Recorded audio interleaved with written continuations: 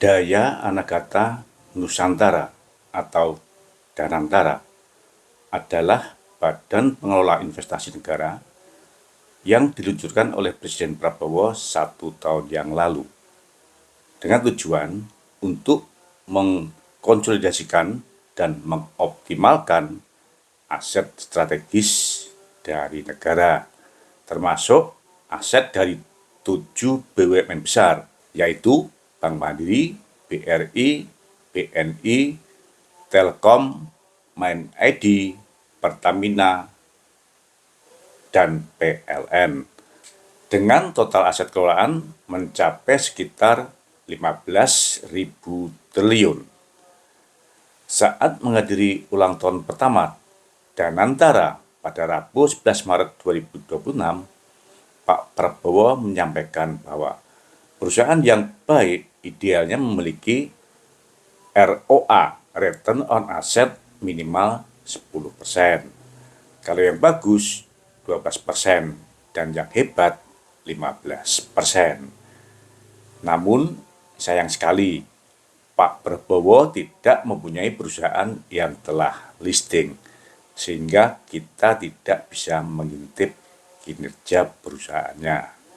Yang ada perusahaan milik adiknya Pak Prabowo, emiten dengan kode WiFi, dengan return on asset pada akhir tahun 2024 sebesar 5,2%. Dan sesuai dengan laporan per September tahun 2025, return on asset WiFi turun menjadi hanya sebesar 2,1%.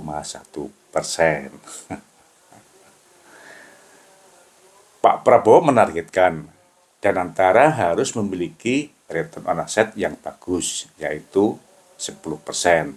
Meskipun saat ini return on asset Danantara masih jauh di bawah 10%. Namun, Prabowo cukup gembira karena mendapat laporan bahwa hanya dalam 1 tahun, return on asset atau ROA Danantara sudah naik lebih dari 300%. Yang menarik, Pak Prabowo menegaskan bahwa dirinya tidak mau dibohongi dengan laporan palsu yang jadi akal-akalan pihak tertentu untuk menyenangkan dirinya. Jadi Prabowo mewanti-wanti, jangan coba main-main bohong-bohongan dengan Pak Prabowo. Nah, kira-kira apakah peningkatan return on asset Danantara sebesar 300% ini bukan merupakan kebohongan, mengingat sebagian besar BUMN dan anak perusahaan BUMN di bawah Danantara adalah perusahaan yang telah listing, dan dari 28 BUMN atau anak perusahaan BUMN yang telah listing tersebut, sampai dengan tanggal 13 Maret tahun 2026, baru 9 emiten yang telah menyampaikan laporan keuangan audited tahun 2025 kepada Bursa Efek Indonesia. Bahkan PT Telkom baru saja mengumumkan akan melakukan revisi laporan keuangannya pada tahun 2023 dan 2024. Ini tentu menambah risiko kepercayaan investor, mengingat Telkom juga listing di Bursa Saham New York. Jadi, kira-kira dari mana data yang dipakai oleh Danantara untuk dapat menyampaikan bahwa return on asset-nya naik lebih dari 300%, dan apakah kali ini Pak Prabowo benar-benar tidak dibohongi lagi? Selamat datang di Investor Level C. Kami coba sharing aspek fundamental dari sisi yang berbeda dan dengan cara yang beda, agar teman-teman bisa tetap tidur tenang meskipun banyak badai di bursa. Tonton sampai habis ya. Semangat sehat teman-teman investor level C, investor yang fokus pada karakter pemegang saham pengendali. Ada kabar baik ke hari ini. Kali ini saya ingin membedah apakah klaim Danantara bahwa return on asetnya dalam 1 tahun terakhir naik lebih dari 300% dapat kita percaya, karena tidak semua perusahaan di bawah Danantara telah listing. Bahkan dari yang telah listing baru 9 dari 28 emiten di bawah Danantara yang sampai dengan tanggal 13 Maret 2026 telah menyampaikan laporan keuangan. Maka saya akan mengambil sampling dari perusahaan di bawah Danantara dengan total aset lebih dari 7.500 triliun rupiah atau lebih dari 50% dibandingkan dengan aset Danantara yang total sebesar lebih dari 15.000 triliun rupiah.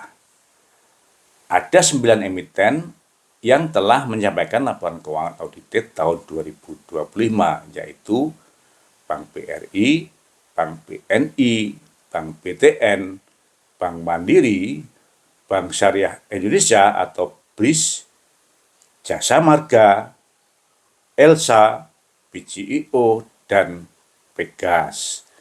Dengan data-data yang kami ambil dari masing-masing emiten berupa laba, nilai ekuitas, dan nilai aset, sehingga dapat dihitung return on equity dan return on asetnya masing-masing pada akhir tahun 2024 dan 2025 untuk kemudian dibandingkan dan dihitung pertumbuhannya. Namun untuk emiten Bank Syariah Indonesia atau BRIS, karena merupakan anak perusahaan dari Bank Mandiri, Bank BNI, dan Bank BRI, maka laba dan asetnya tidak perlu saya jumlahkan lagi agar tidak terhitung 2 kali atau double. Untuk emiten Pegas dan BGIO, anak perusahaan dari Pertamina, karena laporan keuangannya dalam US dollar, maka saya konversi dahulu menjadi dalam jutaan rupiah agar konsisten saat dijumlahkan dengan emiten-emiten lainnya. Kurs konversi menggunakan kurs konversi sesuai dengan laporan keuangan masing-masing emiten. Dengan demikian, untuk emiten yang telah menyampaikan laporan keuangan tahun 2025, ada 4 emiten bank umum dan 4 emiten non-bank, yaitu Jasa Marga, Elsa, Pegas, dan BGIO. Hasilnya, 7 emiten return on assetnya tahun 2025 lebih rendah dibandingkan dengan return on asetnya tahun 2024.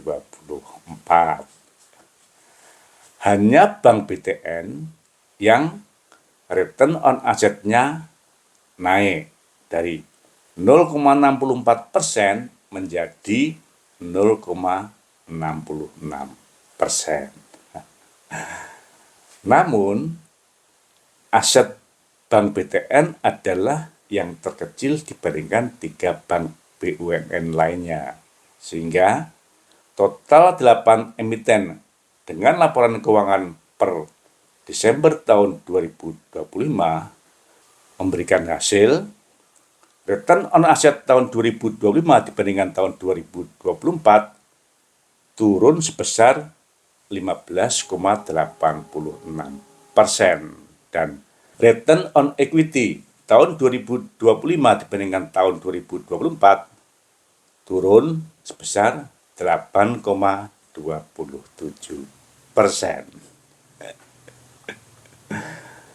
Lalu, dari beberapa emiten yang belum menyampaikan laporan keuangan Desember 2025, saya ambil 5 sampling, yaitu Aneka Tambang, Tins, Semen Gresik, Telkom, dan PTBA dengan laporan keuangan posisi 30 September tahun 2025.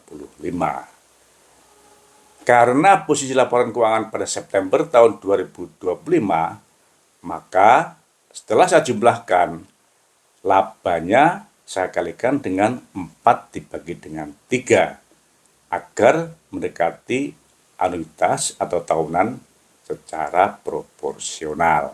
Sedangkan nilai ekuitas dan aset tetap sama besar.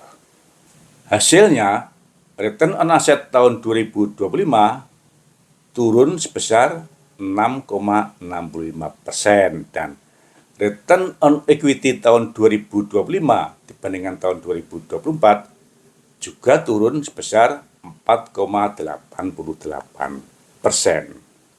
Dan yang terakhir, dari penjumlahan 5 emiten dengan laporan keuangan per 30 September tahun 2025 yang telah disetahunkan tersebut dengan 8 emiten yang telah menyampaikan laporan keuangan per 30 Desember tahun 2025, kembali saya hitung laba, return on equity, dan return on asetnya.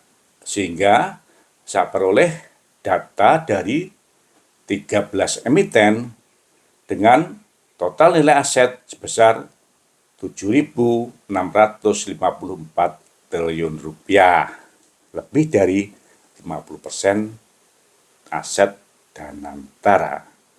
Hasilnya, return on asset tahun 2025 dibandingkan tahun 2024 turun sebesar 15,57%. Dan return on equity tahun 2025 dibandingkan tahun 2024 juga turun sebesar 7,48%. Bila dengan sampling data lebih dari 50% aset Danantara di atas, justru return on asset tahun 2025 mengalami penurunan hampir 16%, apakah dengan sisa BUMN yang ada akan mampu untuk membalikkan return on asset Danantara menjadi lebih dari 300%? Sesuai dengan data 20 BUMN dengan aset terbesar, beberapa BUMN yang tersisa adalah PLN, Pertamina, Taspen, dan Mind ID. Jadi, 99,99% Pak Prabowo jelas dibohongi kan? Teman-teman, kasih komen dan kita tunggu Nyali Danantara untuk menyampaikan laporan keuangannya ke BEI dan ke publik. Seperti BUMN lain, meskipun belum IPO, misalnya Utama Karya, Pelindo, dan lain-lain, agar kita bisa menghitung kenaikan return on asset Danantara secara lebih fair. Semangat, sehat. Terima kasih telah menonton. Jangan lupa kasih komen agar channel Investor Level C selalu lebih berkualitas. Dan jangan lupa sharing agar teman-teman lainnya bisa mendapatkan manfaat dari channel Investor Level C. Terima kasih.